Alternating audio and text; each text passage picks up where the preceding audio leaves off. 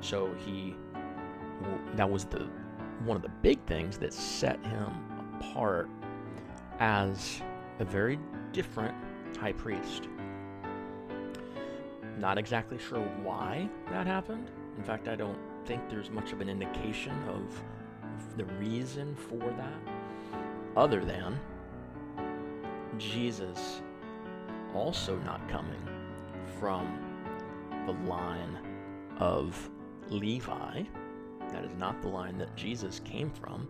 And so Melchizedek again is setting the stage for Jesus. Let's write that down. Mel. We ran out of room over there.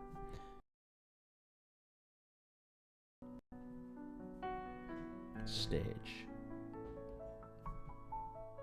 for Jesus to arrive. Now, Jesus doesn't arrive for a few thousand years. That's what's crazy.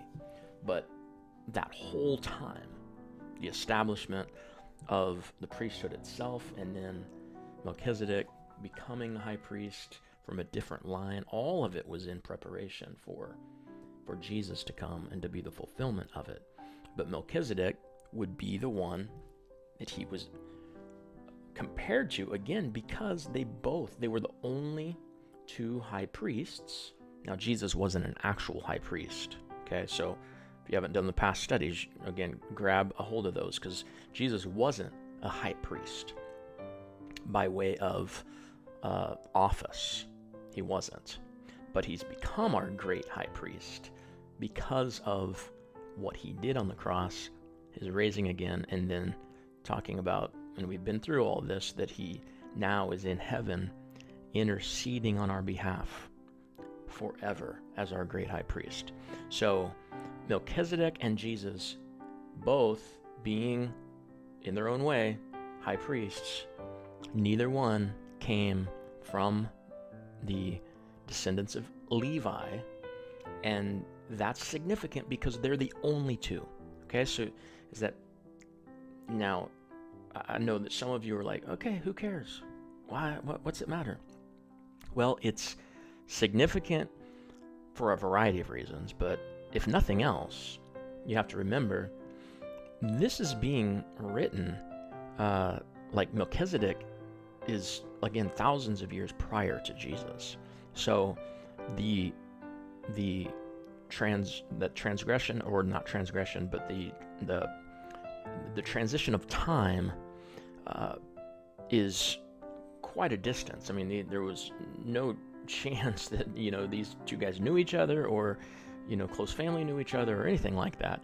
And so you've got almost a prophetic side to this, that it's important because it's another proof that the whole of Scripture is significant, that it all points in one direction, and it stays consistent, and it supports other pieces of it. All the way in the Old Testament support over and over again pieces in the New Testament, even though these two worlds were so, thousands of years apart, but they were intersecting in a divine kind of way. Does that make sense? And so that's a lot of what we're seeing here, is that it's significant because how odd is it in a lot of ways that there would be a high priest that wouldn't be out of the Levitical priesthood, out of the line of Levi. That's what God had established.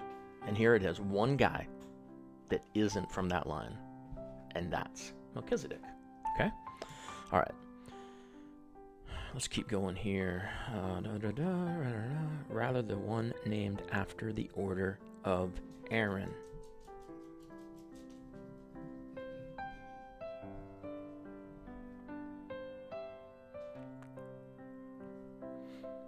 So we've kind of tackled that, that he did not come from this line that God had established. Verse 12. For when there is a change in the priesthood,